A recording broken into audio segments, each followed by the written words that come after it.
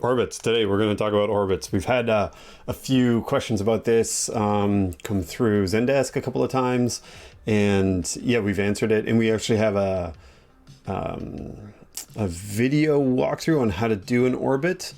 But again, there's a couple of things with orbits that are really cool. You can make an orbit or like a circle or a layer going around something in many different ways. So it really fits in line with this idea of perception that we've been working on for the last few days, and just like looking at things and learning how to build things in different ways. So let's just start and make this orbit that you see right here.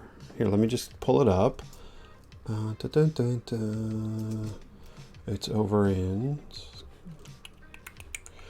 Hold on, where is it? Where is it? Where is it? Oh, I'm unprepared this morning. That's okay, it happens from time to time. Let's do this. And save it to the desktop. And then go like this, and go like this. And orbit animated. Let's pop this into Chrome. And drag that out over here. Oh. Interesting. Gone. Where'd you go? Where'd you go? Window.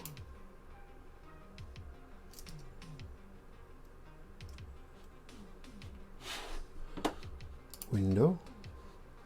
Orb animated. There we go. Okay, let's switch. Sorry. We're going to make this animation. And there's actually, I can think of 3 different ways that we can make this one work. Okay, so we're going to do it. Let's just do it now. All right. I got to get a new light for my face, I think, because it's all dark. Let's just do it. Let's do it. Come on, let's go. Let's go over to Flow. And we're going to create an empty timeline. We are going to do, as usual, change it to 400 by 400. And let's add a background color to that thing. We're going to do some editing, so let's just turn on relative mode. And there we go. And let's go like this. We're going to add a circle. Let's color that circle pink. Let's change its stroke width. And let's call it 60. Yeah, that looks about right. Okay, so the idea is to have this circle. The idea is to have the circle revolve around a single point, okay? And there are a couple of ways we can do that. We can do that by changing the easing curves and have it move in a diamond, and then change the easing curves so that they kind of sync up. And it's the easing curve that's going to give that animation. There is another one that we can use anchor points, and then a third one, which is actually really easy, is to use layers. Okay, so let's just walk through all 3 of them. So first, let's start with the easing curves. So the idea here would be, let's position this at 60. Let's position it at 50. Oops, that's not the position. This is the position. Let's position it at 80. Right here, 80. And then what we're going to do is we're going to say 1/4 of the way through, 0.2, and we move the playhead to 0.25, and then we're going to snap that position. Oh, turn off relative mode, and then we're going to snap that position to the center, and here we're going to say -80. Sorry, no, that would be -120, -120. -120. 200 minus 120 is 80. Ay, ay, ay. Thanks, Travis. And then at 0.5, we are going to have it be here in the center. And we're going to click into the Y, and we're going to press or type plus 120. No, sorry, X plus 120. Woo! Slow morning in my brain. And then at 0.75, that's where we're going to add 120 to the Y. Okay, that was tough. All right, so we go up, down, down, up. And let's see. This should be here. Yeah. And what we're going to get is we're going to get this. So interesting. This should be at 200. Okay, so what this should look like is this. Let's slow it down, press shift and click on that. Up, down, like a little diamond shape, right? Okay. And then what you can do is you can change. We want to go smoothly on the x-axis. So this is just going to move it back and forth across the x-axis nice and smooth. We're almost there. Okay, we're starting to get that like smoothness up here. Now the other thing that we do is we go down here and we select the easing curve for this one. We make it out. And then over here, we make it in. And we go and grab that key value and we delete it like that. And now we have easing curves that when you loop them, create an orbit, just like that. So there was a bunch of steps that I just did there.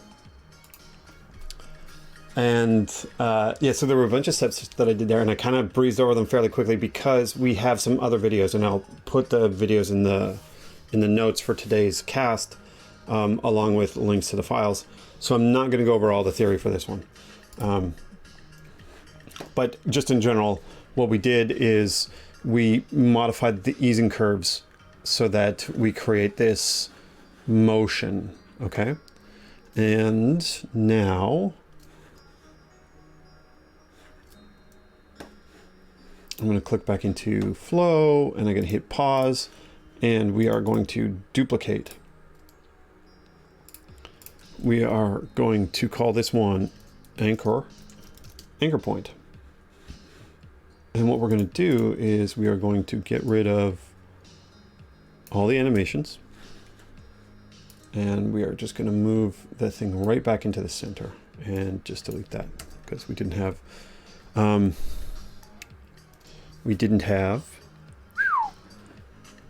oh my brain, we didn't have relative mode on. Oh, wow. Okay, so the way that we do it with the anchor point is we select that layer. That layer's width is 60, and so what we want to have is we want to have its anchor point be 120 points to the right of itself, or do we want it to be 90? I think it's 90. So what we're going to say is actually we're going to turn off relative mode, and here's just a tiny little hack. We're going to click on the anchor point. That's going to create an anchor point animation. We don't precisely want that animation so much as we want to be able to access this right here. And so we're going to call this 2.5, enter. And then we're going to delete, and we are going to say the center is 200. And there you go. We are in the exact same position as we were to begin with.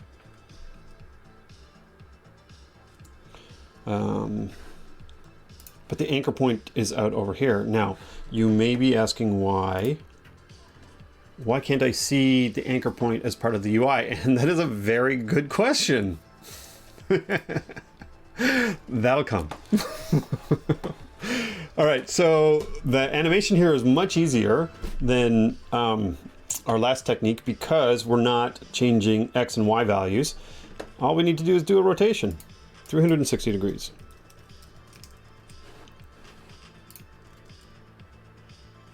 Oh, I inverted that. So what we'll do is we'll just say, we're going to right click on the rotation track and we're going to reverse it.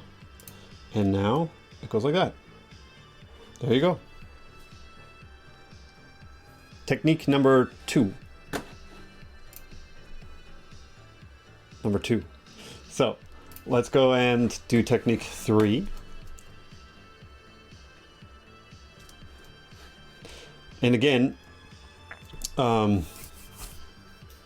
we do have a video for hacking the anchor point, and I will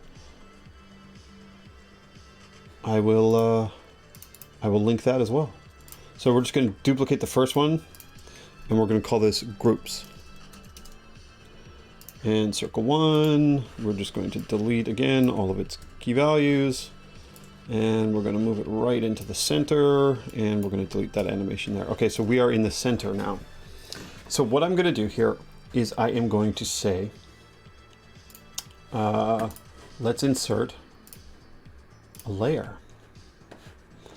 And just for a moment, let's go and turn on relative mode. Change that background color to something nice and bright. We are going to align that thing there. And we're going to say, actually, we're going to move its anchor point to the right. We're going to make it 120 wide first. 120. Nope. 120. It's 120 wide. We can make it small. Let's make it even 10 points high so we can see it, but it's not too huge. And let's just align it. I'm command snapping it there. Is it 120? It should be actually 150. Yeah, that's the right value. Okay, I think that's the right value. Maybe it's not. Anyways, let's position this one. This one should be at 80. That's where it should be. Okay, so I was right to begin with. This should be 120. So let's make it 120. And then what we're going to do is we're just going to command snap again until it's like right in the center. And there you go. So its position is centered on the right hand side, is centered in the middle of the stage. On the left hand side, it's centered right in the middle of that dot. So what we're going to do is we are going to change the anchor point so that the anchor point is on the right hand side. Then we're going to drop that circle into that layer, and we are going to select the group, and it's on this one that we're going to make the animation happen. We're going to rotate that by 360 degrees. Oh, look at that. Relative mode was on. 360 degrees. I'm sloppy today, aren't I? Probably should have more coffee before I do this next time. And there you go. So it's the group now that's doing the rotating. And all we do to get the final aesthetic is turn on relative mode again, click on that background color, and make it 0. And we now have an animation that's identical to our other ones. See? Ease and curves. Anchor point. Groups. Cool, right? Now there is a slight difference between these. This one looks like it's a consistent motion all the way around, and that does have to do with these being the particular kinds of easing curves that they are. Okay, that's going to give that aesthetic of it like going around and around in a constant motion, and it's really easy to change that on these ones. So for instance, I would click here and I would change that to a linear curve, and now that's just like a nice consistent motion. And we do the exact same thing for the groups. We click on that, we make it linear, and now we have a nice consistent animation there as well. Okay, straightforward stuff, little bits and pieces, but also all perception. 3 different techniques for making the same aesthetic. Now you might want to expand on those or fiddle around with them or see what you can do with it, but today's challenge is to create this tracing animation, okay? Let's have a look at the animation itself. I'm just going to bring it up. Finder, and we're going to drop this into Chrome. I'm going to bring this one out just like that, and we're just going to pop on over to Chrome and say, where's that window? Chrome. Sorry, window. All right, this is what we're going to do for tomorrow. Well, this is what you're going to do for tomorrow. I'm going to do it too. Well, I've done it already. But here's that animation. So we have an orbit where it looks like the circle is leaving traces of itself behind, okay? And I'm going to give you a couple of hints. There's a couple things to look at. First, is it a continuous motion? No. Second, is that circle actually creating traces? And the answer here is no, it's not. Third, you're going to have to use some offset timing, okay? That's all I'm going to say for today. So another technique that you can do to break this down is to maybe even open, so we'll provide a link as well, or it'll be in the files for today. You can even open it, and you can even open it in preview if you wanted to, and look at the individual file or the individual frames of the animated image, so you can see how many traces there are and things like that. Okay, so you're gonna have to play around with a little bit of opacity, timing, and choosing the right technique for doing the orbit in the first place. All right, and I'll see you tomorrow.